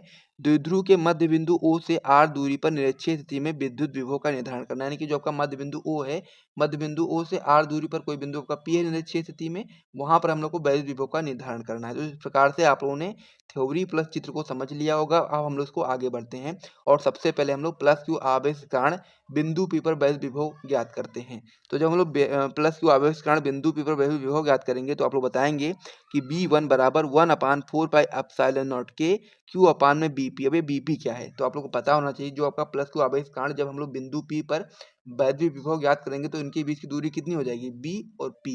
तो इस प्रकार से यहाँ से यहाँ तक की दूरी कितनी हो जाएगी, Bp हो जाएगी। तो हम लोग इस प्रकार से Bp लिख सकते हैं और इसको हम लोग पहला समीकरण बना लेंगे। आगे आप लोग बताएंगे जब हम लोग -q आवेश के कारण बिंदु P पर वैद्युत विभव ज्ञात करेंगे तो आप लोग इसमें बताएंगे कि -q आवेश के कारण बिंदु P पर वैद्युत विभव आपका हो जाएगा B2 बराबर 1/4πε0 के q अपान में AP। अब AP क्या है आपका, यहाँ से यहाँ तक की दूरी आपकी AP हम लोग इस प्रकार से लिख सकते हैं। अब ये हम लोग -q आवेश के कारण ज्ञात कर रहे हैं तो इसीलिए हम लोग यहाँ पर माइनस का चिन्ह लगा लेंगे। आगे आप लोग बताएंगे कि अब बिंदु P पर परिणामी वैद्युत विभव आपका हो जाएगा B बराबर B1 प्लस B2। इस प्रकार से आपका B बराबर B1 प्लस B2 हो जाएगा। अब आगे हम लोग करेंगे B बराबर क्या हो जाएगा, हम लोग यहाँ पर B1 का मान रखेंगे। तो B1 का मान कितना है यहाँ पर, तो आप लोग बताएंगे जो B1 का मान है वो आपका है 1/4πε0 के q अपान में Bp। तो यही चीज़ हम यहाँ पर लिख देंगे 1/4πε0 के q अपान में Bp। उसके बाद में फिर हम लोग B2 का मान रखेंगे। तो B2 का मान कैसा है, माइनस में है, तो जो होगा प्लस का है माइनस हो जाएगा। तो B2 का मान कितना है आपका, माइनस में आपका 1/4πε0 के q अपान में AP। तो ये आपका इस प्रकार से यहाँ तक हो गया। अब आगे आप लोग क्या करेंगे, q को हम लोग बाहर यहाँ पर ले आएंगे और साथ ही में इसको हम लोग कॉमन ले लेंगे। तो नीचे आपका क्या हो जाएगा, B बराबर q अपान में 4πε0 के, और अंदर आपका बचेगा 1 अपान में BP माइनस 1 अपान में AP। अब आप लोग को ये पता होना चाहिए कि जो आपका AP है वो BP के बराबर है, क्योंकि हम लोग यहाँ पर देखेंगे कि जो आपका मध्य बिंदु है, मध्य बिंदु से यहाँ पर कोई लंब डाला गया है। तो इस प्रकार से आप लोग जान सकते हैं कि जो आपका AP है वो आपका जो आपका AP है वो आपका BP के एकदम बराबर है। तो यदि हम लोग चाहें कि AP जहाँ पर BP लिख सकते हैं ना, क्योंकि आपका AP BP के बराबर है, तो यही हम लोग यहाँ पर करेंगे। B बराबर q अपान में 4πε0 के हो जाएगा। उसके बाद फिर हम लोग क्या करेंगे, 1 अपान में BP माइनस में हम लोग 1 अपान BP कर देंगे, क्योंकि आपका क्या होगा कि जो आपका मैंने आपको बताया था जो आपका AP वो BP के बराबर है। तो हम लोग चाहें तो AP की जगह पर BP लिख सकते हैं। तो यही चीज़ हम यहाँ पर कर देंगे। फिर आपका क्या हो जाएगा, ये आपका कैंसिल हो जाएगा, फिर आपका जो B होगा वो 0 आ जाएगा। तो इस प्रकार से आप लोग बता सकते हैं कि अतः वैद्युत द्विध्रुव की निरक्षीय रेखा पर वैद्युत विभव जो आपका होता है वो शून्य होता है। तो इस प्रकार से आपका जो डेरिवेशन था वो पूरी तरह कंप्लीट। तो इस पेज को मैंने यहाँ पर हटा दिया है। तो इसमें जो हमारा आज पूर्ण प्रश्न होने वाला है, आपका होने वाला है प्रकाश वैद्युत उत्सर्जन अथवा प्रकाश वैद्युत प्रभाव क्या है। वेरी इंपॉर्टेंट क्वेश्चन है आपकी बोर्ड परीक्षा में 2012 में, 13 में, 15 में, 16 में, 17 में, 23 में, यानी कि आपकी बोर्ड परीक्षा में टोटल 6 बार क्वेश्चन आपके आया हुआ है। बहुत ही महत्वपूर्ण क्वेश्चन है ये क्वेश्चन। आपका 1 नंबर में भी आता है, 2 नंबर में भी आता है और 3 नंबर में भी आ सकता है कि प्रकाश वैद्युत उत्सर्जन अथवा प्रकाश वैद्युत प्रभाव क्या होता है, इसके बारे में आपको जानना बहुत जरूरी हो जाता है, क्योंकि ये वेरी इंपॉर्टेंट क्वेश्चन होता है। तो चलिए इसका उत्तर हम लोग देख लेते हैं। तो इसका उत्तर आप लोग इस प्रकार से बता सकते हैं कि जब किसी धातु की सतह पर एक निश्चित आवृत्ति से अधिक आवृत्ति की प्रकाश किरणों को आपतित किया जाता है, यानी कहने का मतलब यह है कि जब हम लोग किसी धातु की सतह पर एक निश्चित आवृत्ति से अधिक आवृत्ति की प्रकाश की किरणों किरणों को हम लोग जब आपतित कराएंगे तो धातु की जो सतह होगी, धातु की सतह से इलेक्ट्रॉनों का उत्सर्जन होने लगेगा और इस घटना को हम लोग क्या बोलेंगे, प्रकाश वैद्युत उत्सर्जन अथवा प्रकाश वैद्युत प्रभाव बोलते हैं। बहुत ही सिंपल सी परिभाषा, आप लोग ध्यान से एक बार पढ़ो तो आपको दिमाग में एक क्वेश्चन और आंसर बैठ जाएगा कि जब किसी धातु की सतह पर हम लोग क्या करें, एक निश्चित आवृत्ति से अधिक आवृत्ति की प्रकाश किरणों को आपतित कराएंगे तो धातु की सतह से जो इलेक्ट्रॉनों का उत्सर्जन होने लगेगा और इस घटना को यानी कि इलेक्ट्रॉनों के उत्सर्जन होने की घटना को हम लोग क्या बोलेंगे, प्रकाश वैद्युत उत्सर्जन अथवा प्रकाश वैद्युत प्रभाव बोलेंगे। तो इस प्रकार से आपका जो क्वेश्चन था प्रकाश वैद्युत उत्सर्जन अथवा प्रकाश वैद्युत प्रभाव क्या है, ये आपको मैंने अच्छे तरीके से बता दिया है। इसे आप अपनी कॉपी में नोट कर लो और अच्छे तरीके से याद कर लो। बहुत ही अच्छा ये क्वेश्चन है और आपके बोर्ड परीक्षा में आ सकता है, तो इसीलिए आपको अच्छे तरीके से समझ लो। फिर हम लोग अगले क्वेश्चन की ओर बढ़ते हैं। अब हमारा इसमें अगला क्वेश्चन हो जाता है कि प्रयुक्त संकेतों को समझाते हुए आइंस्टीन का प्रकाश वैद्युत समीकरण दीजिए। ये भी आपका वेरी इंपॉर्टेंट क्वेश्चन है। 2011 में, 13 में, 14 में, 16 में, 19 में 5 बार पूछा गया है। महत्वपूर्ण है ये क्वेश्चन, आपकी बोर्ड परीक्षा में 1 नंबर में, 2 नंबर में और 3 नंबर में भी आ सकता है। क्योंकि यदि कभी कभी आपको इस प्रकार से क्वेश्चन आपसे पूछा जाएगा कि आइंस्टीन का प्रकाश वैद्युत समीकरण दीजिए, तो उसमें आपको ये चीज बतानी पड़ेगी, समीकरण देना पड़ेगा और साथ ही में उनके संकेतों को भी यहाँ पर बताना पड़ेगा। तो आप लोग बता सकते हैं कि आइंस्टीन का प्रकाश वैद्युत समीकरण आपका होता है हाफ mv² अधिकतम बराबर आपका हो जाएगा H mu minus H mu naught, इस प्रकार से आपका हो जाता है। और यहाँ पर यदि आप लोग एच को कॉमन ले लोगे तो हो जाएगा आपका एच म्यू माइनस में म्यू नॉट, इस प्रकार से ब्रैकेट बंद हो जाएगा। तो इस प्रकार से आप लोग इसको बता सकते हो। आइंस्टीन का प्रकाश वैद्युत समीकरण इस प्रकार से आपका होता है हाफ mv² अधिकतम बराबर आपका हो जाएगा एच म्यू माइनस में आपका एच म्यू नॉट, इस प्रकार से आपका हो जाएगा। और इसको आप लोग चाहो तो एच यहाँ पर कॉमन ले लोगे तो फिर ब्रैकेट के अंदर आपका म्यू माइनस म्यू नॉट इस प्रकार से आपका हो जाएगा। तो ये भी आप लोग यहाँ पर समझ गए होंगे। अब यहाँ पर जो आपका V अधिकतम है वो आपका उत्सर्जित प्रकाश अथवा हम लोग बोल सकते हैं फोटो इलेक्ट्रॉनों का अधिकतम वेग है। यहाँ पर जो आपका म्यू दिया गया है, यहाँ पर जो आपका दिया गया है वो आपका हो जाता है अवशोषित फोटान की आवृत्ति, और जो आपका एच दिया गया है वो आपका प्लांक नियतांक है, और साथ ही में जो आपका म्यू नॉट यहाँ पर दिया गया है वो आपका धातु की देहली आवृत्ति है। तो इस प्रकार से ये वाला जो क्वेश्चन था ये भी आपका कंप्लीट हो गया। मोस्ट इंपॉर्टेंट क्वेश्चन है, तो इसे भी आप लोग अपनी कॉपी में नोट कर लीजिए और अच्छे तरीके से तैयार कर लीजिए। और साथ ही में यदि आपको यहाँ तक वीडियो पसंद आया तो आप लोग हमारे YouTube channel dream right education channel को भी सब्सक्राइब कर दीजिए इसी प्रकार के और भी महत्वपूर्ण क्वेश्चन आंसर को प्राप्त करने के लिए। तो चलिए अब हम लोग अपने अगले क्वेश्चन की ओर बढ़ते हैं।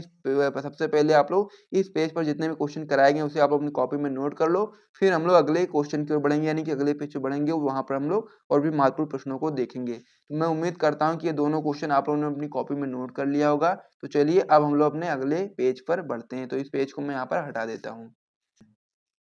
अगला जो क्वेश्चन आपका होता है आपका मोस्ट इंपॉर्टेंट क्वेश्चन है, इसको आप लोग बिल्कुल भी मिस नहीं कर सकते हो।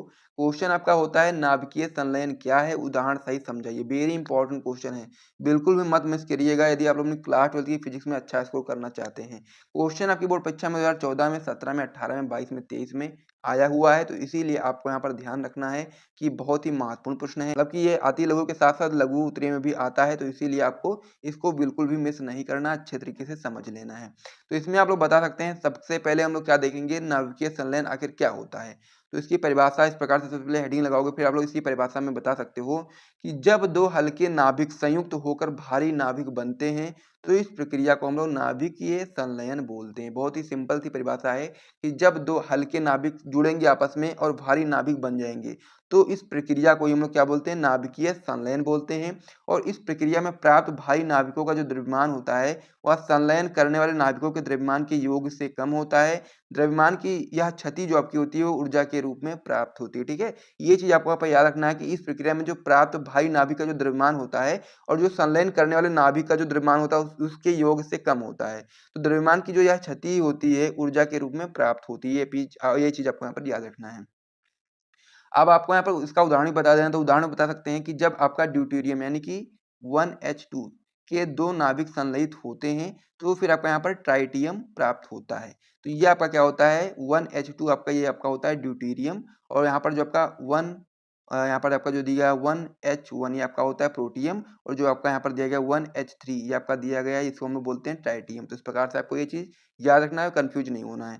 तो सबसे पहले हम लोग को क्या करना है, जब हम लोग ड्यूटेरियम यानी कि 1H2 के 2 नाभिक संलयित होते हैं तो ट्राइटियम प्राप्त होता है। तो यहाँ पर आप लोग देखेंगे 1H2 प्लस 1H2 ये आपके क्या है, ड्यूटेरियम के 2 नाभिक यहाँ पर हैं।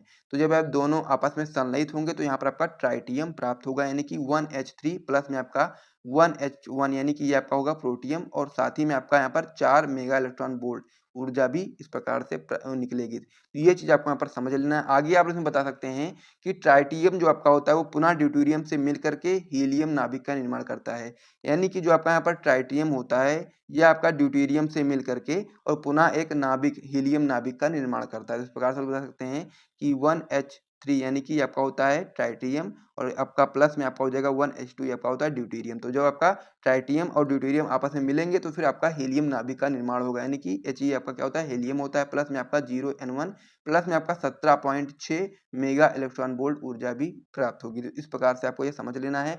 आगे आप इसमें थोड़ा सा बता सकते हैं कि अतः ड्यूटेरियम 1H2 के 3 नाभिक संलयित होकर हीलियम के नाभिक का निर्माण करते हैं और 21.6 मेगा इलेक्ट्रॉन वोल्ट ऊर्जा मुक्त होती है। तो इस प्रकार से आपका जो क्वेश्चन था कि नाभिकीय संलयन क्या होता है, बहुत ही महत्वपूर्ण क्वेश्चन था और इसका उत्तर मैंने आपको अच्छे तरीके से समझा दिया है।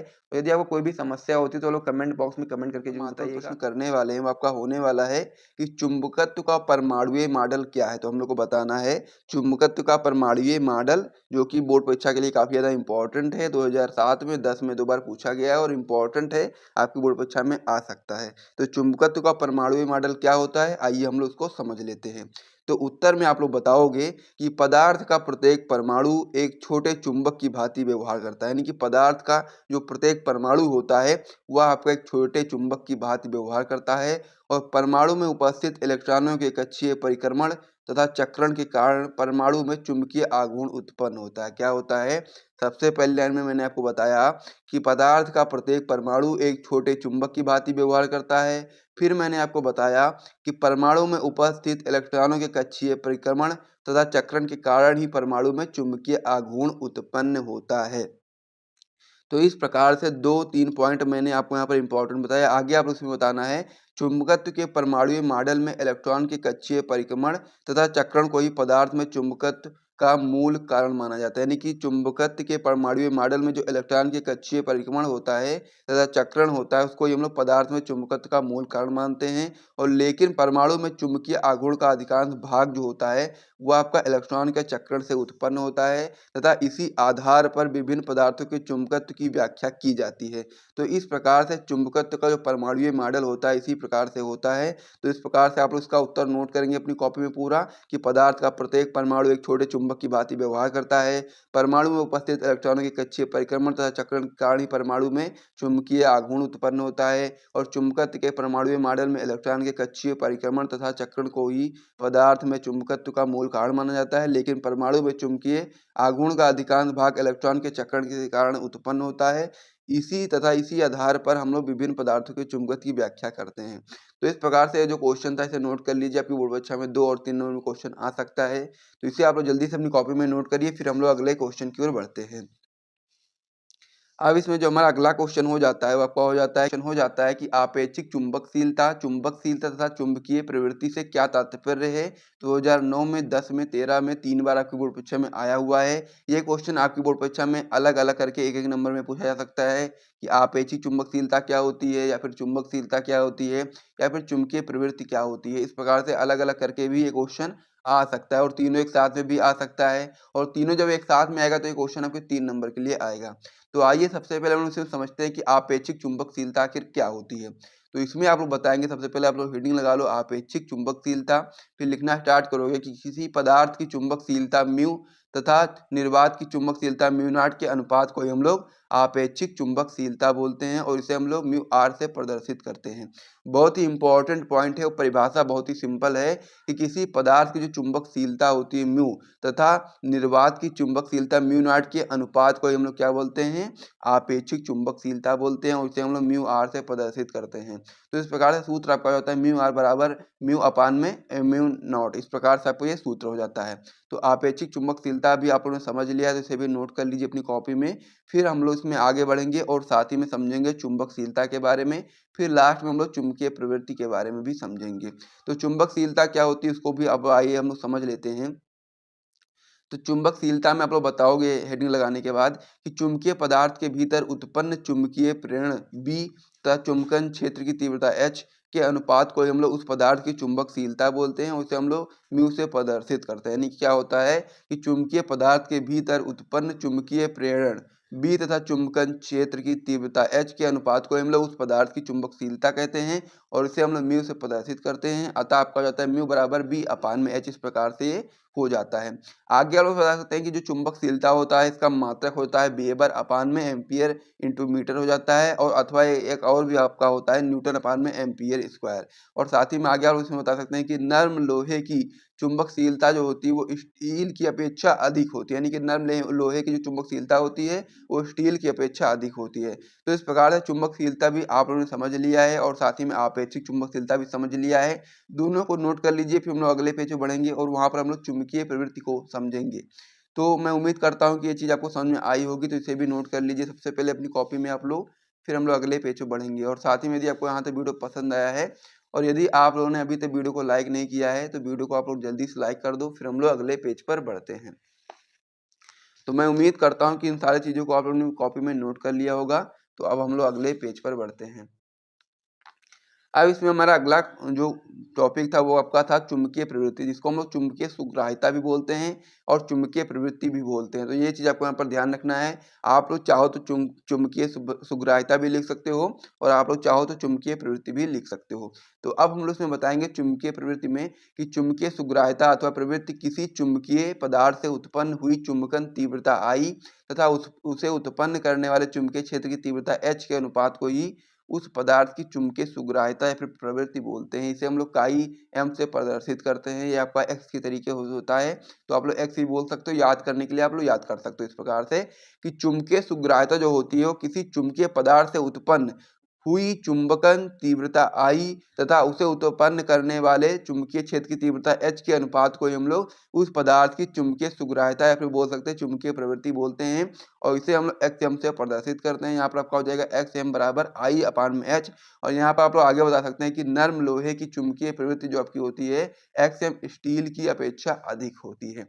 तो इस प्रकार से चुंबकीय प्रवृत्ति भी आप लोगों ने समझ लिया है। तो इस प्रकार से जो आपका ये क्वेश्चन था कि आपेक्षिक चुंबकशीलता, चुंबकशीलता तथा प्रवृत्ति चुंबकशीलता, चुंबकीय प्रवृत्ति से क्या तात्पर्य है उसे भी आप लोगों ने समझ लिया है। पूरा क्वेश्चन मैंने आपको यहाँ पर समझा दिया है। तो इसे आप लोगों ने कॉपी में नोट कर लीजिए। फिर अब हम लोग इसमें अगले क्वेश्चन की ओर बढ़ते हैं। अब इसमें जो हमारा अगला क्वेश्चन है ये भी आपका वेरी इंपॉर्टेंट क्वेश्चन है कि फ्लेमिंग के बाएं हाथ का नियम क्या है। बहुत ही महत्वपूर्ण क्वेश्चन है। इसको आपको अच्छे से मैं आपको समझाऊंगा। इस प्रकार से चित्र वगैरह भी मैंने बना दिया है, तो आप लोग देख सकते हो। सारी चीज़ों को करके मैं यहाँ पर बता रहा हूँ आपको। तो अब हम लोग समझने वाले हैं फ्लेमिंग के बाएं हाथ का नियम क्या है। यदि आपको पहले से पता है तो आप लोग कमेंट बॉक्स में करके बताइएगा। तो फ्लेमिंग के बाएं हाथ का नियम बहुत ही सिंपल है और इम्पोर्टेंट बहुत है आपके लिए। तो आप लोग इसमें बताएंगे उत्तर में कि फ्लेमिंग के बाएं हाथ के नियम अनुसार, यानी कि फ्लेमिंग के बाएं हाथ के नियम अनुसार यदि हम बाएं हाथ के अंगूठे के पास वाली दोनों उंगलियों को परस्पर लंबवत इस प्रकार फैलाएं कि पहली उंगली जो आपकी होगी वो चुंबकीय क्षेत्र B की दिशा में, बीच वाली उंगली आपकी धारा I की दिशा में हो, तो अंगूठा जो आपका होगा वो चालक पर लगने वाले बल की दिशा को प्रकट करेगा। तो इस प्रकार से फ्लेमिंग के बाएं हाथ का नियम है। तो इस प्रकार से मैंने जो आपको चीज़ यहाँ पर पढ़ी उसे आप लोग यहाँ पर देख भी सकते हो। मैंने आपको बताया था फ्लेमिंग के बाएं हाथ के नियम अनुसार यदि हम लोग बाएं हाथ के अंगूठे के पास वाली, यानी कि जो अंगूठे के पास वाली जो दो उंगली है उसको हम लोग परस्पर लंबवत इस प्रकार से फैलाएं कि जो आपकी पहली उंगली हो वो आपकी चुंबकीय क्षेत्र यानी कि B को प्रदर्शित करे और बीच वाली जो आपकी उंगली हो वो आपका कह सकते हैं कि धारा I को प्रदर्शित करे और साथ ही में जो आपका अंगूठा हो वो आपका चालक पर लगने वाले बल की दिशा को प्रकट करे। तो यही आपका होता है फ्लेमिंग के बाएं हाथ का नियम। तो इस प्रकार से आप लोग इसे अपनी कॉपी में नोट कर सकते हैं और साथ में चित्र बना करके भी दिखा सकते हो। बहुत ही सिंपल सा क्वेश्चन है और बहुत ही महत्वपूर्ण है, तो इसे भी आप लोग बिल्कुल भी मिस नहीं कर सकते हो। तो इसे भी आप अपनी कॉपी में नोट कर लीजिए। इसे भी आप लोग समझ गए होंगे। तो चलिए अब हम लोग अगले पेज पर बढ़ते हैं, वहाँ पर महत्वपूर्ण दीर्घ उत्तरीय प्रश्नों को समझते हैं। नॉट। तो यही चीज़ आपका सूत्र निकल कर के आ जाता है और ये उत्पत्ति जो आपकी होती है पूरी तरह से कंप्लीट हो जाती है। फाई बराबर क्यू अपान में एप्सिलॉन नॉट। प्रकार से इस वीडियो में हम लोगों ने कई सारे महत्वपूर्ण प्रश्नों को कर लिया है। तो चलिए अब हम लोग अपनी वीडियो को समाप्त करते हैं। मिलते हैं नेक्स्ट वीडियो में, तब तक के लिए जय हिंद। वैद्युत क्षेत्र में रखे वैद्युत ध्रुव पर लगने वाले महत्तम बल आघूर्ण का व्यंजक प्राप्त कीजिए तथा इसके आधार पर वैद्युत द्विध्रुव आघूर्ण की परिभाषा दीजिए। तो ये क्वेश्चन काफ़ी ज़्यादा इंपॉर्टेंट हो जाता है, इसीलिए हम लोग यहाँ पर क्या लगाएंगे, इंपॉर्टेंट का टिक लगा देंगे। आपके बोर्ड एग्जाम के लिए इंपॉर्टेंट होता है क्वेश्चन, ठीक है। तो इसके लिए आप सबसे पहले इंपॉर्टेंट का टिक लगाएंगे, उसका पे आप लोग इसमें सबसे पहले हम लोग वैद्युत द्विध्रुव आघूर्ण की परिभाषा इसमें हम लोग बताएंगे, ठीक है। तो वैद्युत द्विध्रुव आघूर्ण में आप लोग बताओगे कि वैद्युत द्विध्रुव में किसी एक आवेश का परिमाण तथा दोनों आवेशों के बीच की दूरी के गुणनफल को ही हम लोग वैद्युत द्विध्रुव आघूर्ण कहते हैं, ठीक है। और इसका सूत्र क्या होता है, इसका सूत्र सिंपल सा हो जाता है P बराबर Q/2L। तो ये सूत्र आपको यहाँ से समझ गए होंगे।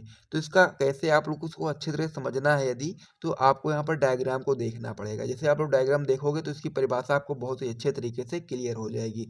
तो एक बार मैं आपको डायग्राम बना करके समझा देता हूँ, यहीं पर मैं बना देता हूँ, आप लोग देख लेना, ठीक है। यहीं पर नीचे में बना देता हूँ। जैसा कि यहाँ पर क्या पूछा गया है, हम लोग से बताया कि यह एक वैद्युत द्विध्रुव है। तो वैद्युत द्विध्रुव आप लोग जानते हैं किस प्रकार से बना होता है।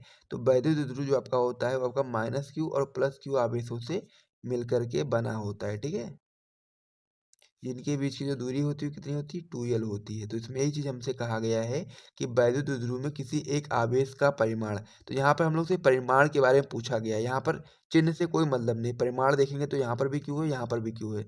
तो यहाँ पर क्या पूछा गया, हम लोग से बताया गया है कि वैद्युत द्विध्रुव में किसी एक आवेश का परिमाण, यानी कि एक आवेश का परिमाण हम लेंगे क्यों, क्योंकि आपका दोनों आवेश जो है सेम है, यानी कि इसका परिमाण भी सेम है, इसका परिमाण भी सेम है।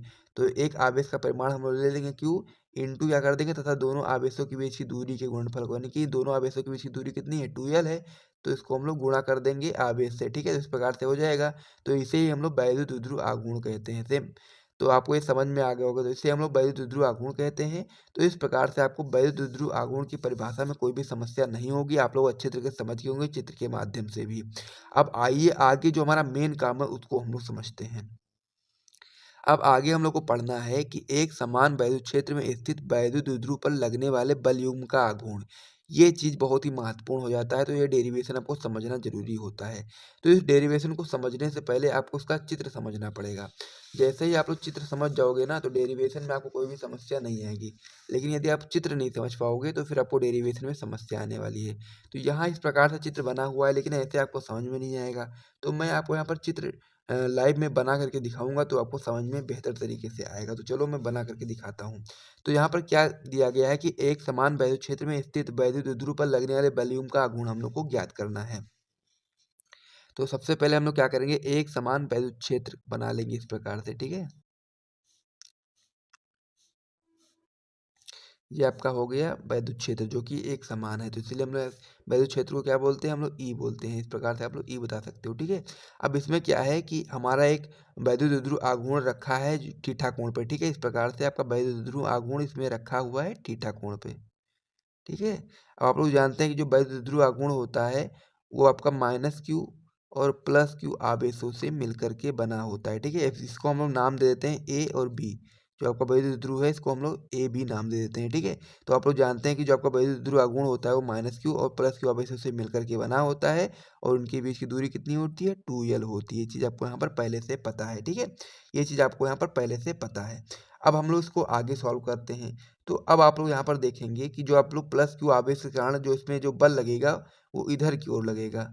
तो इसमें क्या हो जाएगा, आपका जो बल लगेगा उसको हम लोग F लिख सकते हैं, यहाँ पे आप लोग लिख सकते हैं Q/E, ये भी आप लोग लिख सकते हो, ठीक है। उसके यहाँ पे यदि हम लोग -Q आवेश के कारण की बल की बात करेंगे तो इसमें जो बल लगेगा वो इधर की ओर लगेगा। तो इसमें भी हम लोग F लिखो या फिर आप लोग Q/E लिखो, बात एक ही है, ठीक है। इस प्रकार से आप लोग लिख सकते हो। अब आगे हम लोग इसमें क्या करेंगे, आप लोगों को पता है कि जो आपका वैद्युत ध्रुव है वो आपका थीटा कोण पे रखा हुआ है। तो ये जो आपका एंगल हो जाएगा आपका थीटा हो जाएगा, ठीक है। तो इस प्रकार से हम लोग यहाँ पर लाइन खींचेंगे और ये ऊपर से हम लोग इस पर लंब डालेंगे, क्योंकि हम लोग को लंबवत दूरी की आवश्यकता पड़ेगी इसमें। तो अब ये क्या हो गया, इसको हम लोग सी नाम दे देते हैं, ठीक है। तो अब आपको आगे सॉल्व करना है, इसको लंबवत दूरी जो आपकी है इसको हम लोग को पता करना है। तो लंबवत दूरी पता करने के लिए आपको पता होना चाहिए ये क्या है, आपका थीटा है। तो आप लोगों को पता होना चाहिए कि जो त्रिभुज है ए बी सी, यानी कि त्रिभुज क्या है, ए बी सी, त्रिभुज ए बी सी है ना। तो इसमें जो साइन थीटा है साइन थीटा बराबर आपको क्या होता है, आपको पता होगा कि लंब बटे कर्ण होता है। ठीक है, तो यहाँ पर लंब कितना है, तो लंब आप लोग जानते हैं कि लंब कितना है आपका, लंब आपका BC है। ठीक है, लंब कितना है, BC है। और कर्ण कितना है, कर्ण आपको पता है 2l है, 2l है। अब ये किधर क्या है, साइन थीटा है, साइन थीटा बराबर BC अपान में 2l है। तो हम लोग क्या करेंगे, 2l को इस साइड में भेज देंगे तो क्या हो जाएगा आपका 2l साइन थीटा बराबर BC। ठीक है, तो ये BC जो आपका है, लंब जो आपका है, ये इसका मान कितना निकल करके आ गया, तो आप लोग यहाँ पर बता सकते हो 2l साइन थीटा निकल करके आ गया। तो ये आपकी लंबोत दूरी निकल करके आ गई। तो इस प्रकार से ये चित्र आपका कंप्लीट हो गया है। तो चित्र को आप लोग समझ गए होंगे, तो फिर आपको आगे कोई भी समस्या नहीं आएगी। तो एक बार चित्र को आप लोग देख लीजिए, उसके बाद फिर हम लोग आपका जो थ्योरी है उसको हम लोग लिखते हैं।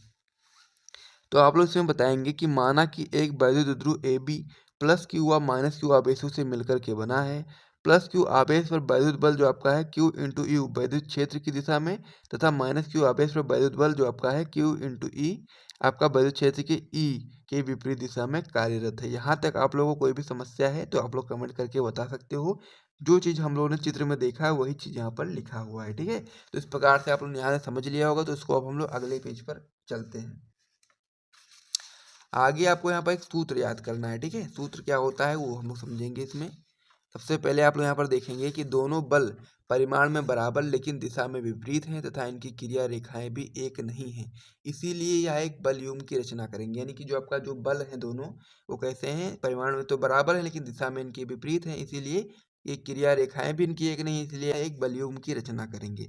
तो जो बलयुग्म का आघूर्ण का जो सूत्र होता है वो इस प्रकार से होता है कि बलयुग्म के आघूर्ण का सूत्र टाउ बराबर आपका होता है बल इंटू बलों के बीच लंबवत दूरी। ठीक है, ये चीज आपको यहाँ पर याद रखना है।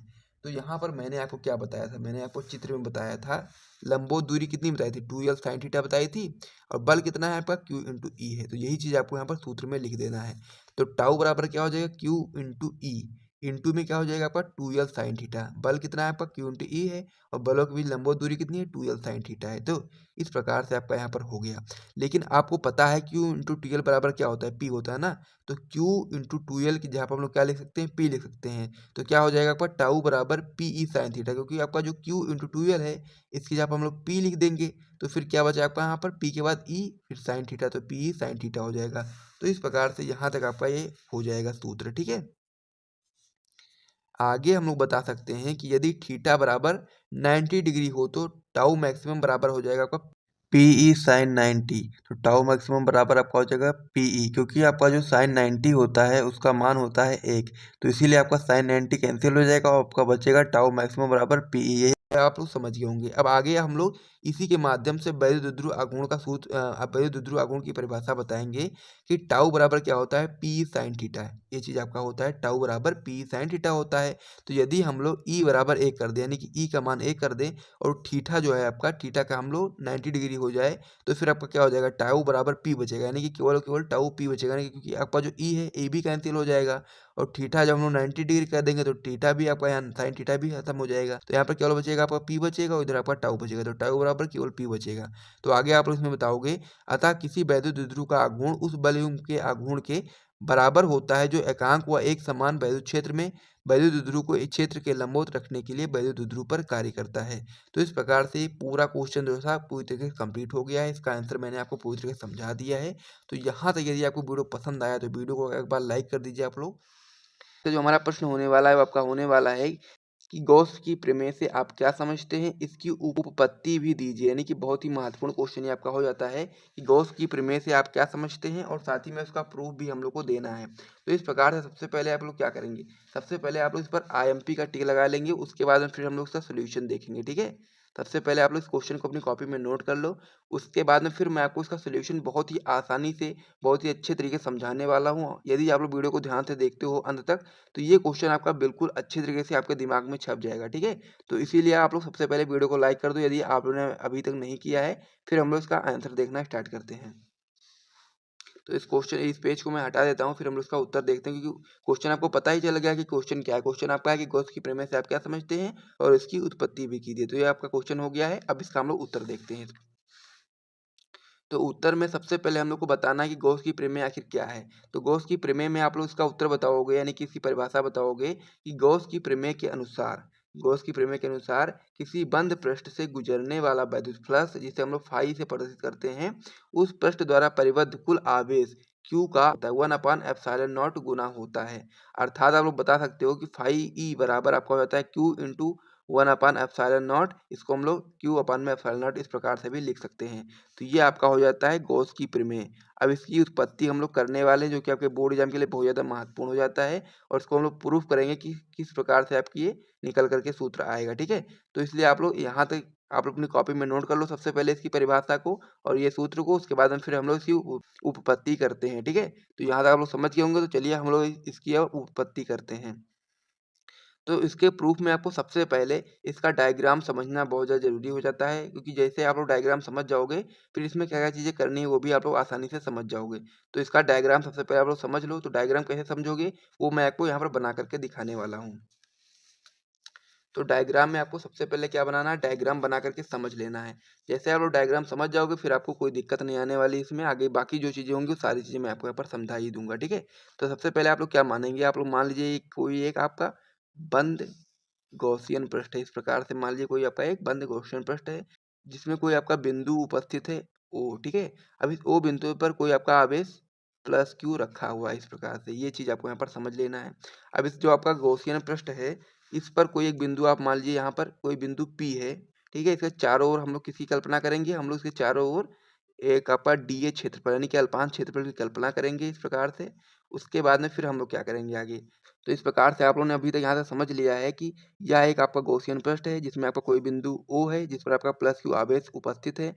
उसके अलावा गॉसियन पृष्ठ पर कोई बिंदु आपका P है, जिसके चारों ओर आपका क्या है, DA क्षेत्रफल यानी कि अल्पांश क्षेत्रफल हम लोगों ने माना है। इसके आगे आप लोग क्या बताओगे, इसके आगे आप लोग बताओगे कि जो आपका DA क्षेत्रफल है यानी कि अल्पांश क्षेत्रफल है, इसके कारण जो आपका बिंदु O पर जो आपका कोण बनेगा, वो कोण क्या हो जाएगा, आपका घन कोण कहलाएगा। यानी कि जो आपका अल्पांश क्षेत्रफल के कारण जो आपका कोण बनता है, उससे ही हम लोग क्या बोलते हैं, घन कोण बोलते हैं। घन कोण को हम लोग डी ओमेगा से प्रदर्शित करते हैं। तो इस प्रकार से इसका जो कोण हो जाएगा वो कितना हो जाएगा, आपका डी ओमेगा हो जाएगा। तो इस प्रकार से आप लोग डी ओमेगा यहाँ पर लिख लेंगे। ठीक है, उसके बाद फिर आपका जो इसकी त्रिज्या है, त्रिज्या आपकी आपको पता होना चाहिए, इसका जो त्रिज्या है वो कितना है, आपका आर है। तो इस प्रकार से इसकी त्रिज्या भी आ गई। उसके आगे आपको यहाँ पर बता देना है कि ये आपका क्या है, वैद्युत क्षेत्र की तीव्रता है, और साथ ही में ये आपका है क्षेत्रफल सदिश। ठीक है, उसके बाद फिर आपका जो क्षेत्रफल सदिश है और वैद्युत क्षेत्र की तीव्रता के बीच में जो कोण है आपका, वो थीटा कोण है।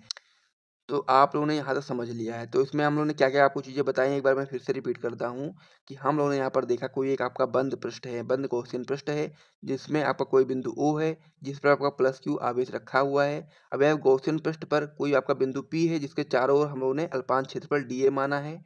उसके बाद फिर हम लोगों ने देखा कि जो आपका DA क्षेत्रफल के कारण जो आपका बिंदु O पर जो आपका कोण बन रहा है, वो क्या है, आपका डी ओमेगा यानी कि घन कोण बन रहा है, तो इसे हम लोग घन कोण बताएंगे। उसके बाद फिर आपका इसका जो त्रिज्या है वो आपकी आर है, इसका वैद्युत क्षेत्र की तीव्रता इस प्रकार से आपका हो जाएगा। उसके बाद फिर आपका ये आपका हो जाएगा क्षेत्रफल सदिश, और उसके क्षेत्रफल सदिश और वैद्युत क्षेत्र की तीव्रता के बीच में जो कोण बन रहा है उसे हम लोग थीटा बोलेंगे। ठीक है, इस प्रकार से आपका यहाँ तक चित्र समझ गए होंगे। तो चलिए अब हम लोग इसका क्या करेंगे, प्रूफ करेंगे किस प्रकार से आपको थ्योरी में लिखना है और किस प्रकार से आगे इसको सॉल्व करना है, उसको आइए देखते हैं। तो यहाँ पर आप लोग बताएंगे कि प्लस क्यू आवेश के कारण बिंदु P पर वैद्युत क्षेत्र की तीव्रता, यानी कि जो आपका प्लस क्यू आवेश है, इसके कारण हम लोग बिंदु P पर वैद्युत क्षेत्र की तीव्रता ज्ञात करेंगे। तो वैद्युत क्षेत्र की तीव्रता का फॉर्मूला आपको पता ही होगा कि E बराबर 1/4πε0 Q अपान में आर स्क्वायर होता है। इसको हम लोग पहला समीकरण बना देते हैं इस प्रकार से। ठीक है, तो ये आपका हो गया वैद्युत क्षेत्र की तीव्रता का फॉर्मूला। आगे आप लोग इसमें बताएंगे कि जो आपका अल्पांश क्षेत्रफल है, अल्पांश क्षेत्रफल क्या है, DA है। तो DA के कारण जो आपका बिंदु O पर जो आपका अंतरित घनकोण हो रहा है, यानी कि डी ओमेगा हो रहा है, वो आपका क्या हो जाएगा, डी ओमेगा बराबर आपका हो जाएगा DA cos थीटा अपान में आर स्क्वायर। तो ये आपका हो गया सेकेंड समीकरण, क्योंकि डी ओमेगा बराबर आपका हो जाएगा DA cos थीटा अपान में आर स्क्वायर। तो इसको हम लोग सेकेंड समीकरण बना लेंगे। उसके आगे आप लोग क्या करेंगे, अब आप लोग बताएंगे कि अब अल्पांश DA से बद्ध अल्प वैद्युत फ्लक्स, यानी कि जो आपका ये DA क्षेत्रफल है, इससे बद्ध जो आपका अल्प वैद्युत फ्लक्स है उसको हम लोग निकालेंगे। तो आप लोग जब इसका निकालोगे तो फिर क्या आएगा, आपका डी फाई ई, यानी कि जो आपका DA है यानी कि अल्पांश क्षेत्रफल है, तो इसीलिए हम लोग क्या लगाएंगे, डी फाई ई बराबर आपका हो जाएगा EDA cos थीटा। क्योंकि इसका जो आपका जो सूत्र पता होगा वैद्युत फ्लक्स का, वो सूत्र होता है आपका फाई ई बराबर EA cos थीटा। ठीक है, ये EA cos थीटा होता है। लेकिन यहाँ पर हम लोग क्या कर रहे हैं, डी ए यानी कि अल्पांश क्षेत्रफल के कारण बल प्लस निकाल रहे हैं, तो क्या हो जाएगा ए की जगह पर, यानी कि ए क्या है आपका क्षेत्रफल है, तो क्षेत्रफल की जगह पर यानी कि ए की जगह पर क्या हो जाएगा आपका ई डी ए हो जाएगा, डी ए कॉस थीटा। इस प्रकार से हो गया ना, यही चीज आपको यहाँ पर समझना है। तो ये आपका क्या हो जाएगा, अल्प वैल्यूज प्लस आपका इस प्रकार से सूत्र हो जाएगा। अब आगे आप लोग क्या करेंगे, अब हम लोग अब संपूर्ण गौसियन पृष्ठ से बद्ध कुल वैल्यूज प्लस निकालेंगे, क्योंकि हम लोगों ने सबसे पहले अल्पांश डी ए से बद्ध अल्प वैल्यूज प्लस निकाला, यहाँ पर इस प्रकार से आपका हो गया। उसके बाद में फिर हम लोग अब संपूर्ण गौसियन पृष्ठ से बद्ध कुल वैल्यूज प्लस जब आप लोग निकालोगे तो क्या हो जाएगा, फाई ई बराबर क्या हो जाएगा, इस ये चीज आपको यहाँ पर समझ लेना है, ठीक है। इसकी जब हम लोग इसका समाकलन करेंगे तो फिर आपका कुल वैल्यूज प्लस निकल करके आ जाएगा। तो फाई बराबर क्या हो जाएगा आपका समाकलन डी फाई ई। तो डी फाई ई का जगह पर हम लोग क्या लिख सकते हैं, हम लोग ये लिखेंगे ना, E D A cos theta बराबर क्या है आपका डी फाई ई है ना, तो इसीलिए हम लोग क्या लिखेंगे, डी फाई ई की बराबर क्या कर देंगे आप लोग, E D A cos theta. तो इस प्रकार से हम लोग समाकलन लगा करके E D A cos theta बना देंगे इस प्रकार से। अब हम लोग क्या करेंगे, अब हम लोग समीकरण एक से आप लोग यहाँ पर मान रखेंगे कि जो आपका ई है। अब समीकरण एक में आप लोग देखेंगे तो क्या है, ई बराबर क्या है आपका 1/4 पाई एप्सिलॉन नॉट क्यू अपान में आर स्क्वायर है ना। तो यदि हम लोग चाहें तो ई की जगह पर हम लोग ये चीज लिख सकते हैं ना, 1/4 पाई एप्सिलॉन नॉट क्यू अपान में आर स्क्वायर, ये चीज हम लोग लिख सकते हैं ना ई की जगह पर। तो यही चीज हम लोग यहाँ पर लिख देंगे। फाई ई बराबर आपका हो जाएगा समाकलन 1/4 पाई एप्सिलॉन नॉट क्यू अपान में आर स्क्वायर। उसके बाद में फिर आपका क्या बचा, डी ए कॉस थीटा बता, तो ये चीज हम लोग लिखेंगे डी ए कॉस थीटा। अब आगे आप लोग क्या करोगे, जो आपका Q है, ठीक है, Q है और साथ में जो 4 पाई एप्सिलॉन नॉट है, इसको हम लोग समाकलन से बाहर निकाल देंगे। तो क्या हो जाएगा आपका Q अपान में 4 पाई एप्सिलॉन नॉट, ये आपका बाहर आ गया, अंदर क्या बचेगा आपका, तो अंदर आपका बच जाएगा डी ए कॉस थीटा और बटे में आपका आर स्क्वायर बच जाएगा। तो क्या हो जाएगा समाकलन D A cos theta upon में आर स्क्वायर। तो इस प्रकार से यहाँ तक हो गया। अब हम लोग समीकरण दूसरे का यूज करेंगे, यानी कि जो आपका समीकरण दूसरा यहाँ पर हम लोगों ने बनाया था, समीकरण सेकंड, इसका हम लोग यूज करेंगे। तो समीकरण सेकंड से हम लोग क्या करेंगे, फाई ई बराबर आपका क्या हो जाएगा, क्यू अपान में 4 पाई एप्सिलॉन नॉट। अब आप लोगों ने यहाँ पर देखा क्या था, यहाँ पर Q upon 4 pi epsilon not, अब अंदर क्या था समाकलन के, D A cos theta upon में आर स्क्वायर था। अब यहाँ पर आप लोग देखो कि डी ओमेगा बराबर क्या है, D A cos theta upon में आर स्क्वायर। तो यही चीज हम लोग यहाँ पर आप लोग देखेंगे, जो आपका D A cos theta upon में आर स्क्वायर है, इसकी जगह पर हम लोग डी ओमेगा लिख सकते हैं ना, क्योंकि सेम है। डी ओमेगा बराबर क्या है आपका, D A cos theta upon में आर स्क्वायर, वही चीज यहाँ पर भी है। तो यदि हम लोग चाहें डी ए कॉस थीटा की D A cos theta upon में आर स्क्वायर की जगह पर डी ओमेगा लिख सकते हैं ना। तो यही चीज हम लोग को यहाँ पर लिख देना है, क्या लिखेंगे हम लोग, फाई ई बराबर आपका हो जाएगा, ये चीज आपको यहाँ पर लिखना है, फाई ई बराबर क्यू अपान में 4 पाई एप्सिलॉन नॉट और समाकलन आपका क्या हो जाएगा डी ओमेगा, क्योंकि आप लोगों ने क्या किया, D A cos theta upon में आर स्क्वायर की जगह पर क्या कर दिया, डी ओमेगा कर दिया समीकरण सेकेंड से। तो इस प्रकार से यहाँ तक हो गया। अब समाकलन डी ओमेगा बराबर आपका क्या होता है, 4 पाई स्टेरेडियन होता है। तो यदि हम लोग चाहें समाकलन डी ओमेगा बराबर हम लोग क्या कर सकते हैं 4 पाई, यानी कि इसकी जगह पर हम लोग क्या कर सकते हैं 4 पाई लिख सकते हैं ना। तो यहाँ पर आप लोग लिखेंगे कि फाई ई बराबर क्यू अपान में 4 पाई एप्सिलॉन नॉट, फिर आपका यहाँ पर गुणे में क्या हो जाएगा आपका 4 पाई, क्योंकि हम लोग क्या कर देंगे समाकलन डी ओमेगा की जगह पर हम लोग 4 पाई कर देंगे। उसके बाद में फिर आपका क्या होगा, 4 पाई से 4 पाई कैंसिल हो जाएगा और बचेगा क्या आपका फाई ई बराबर क्यू अपान में एप्सिलॉन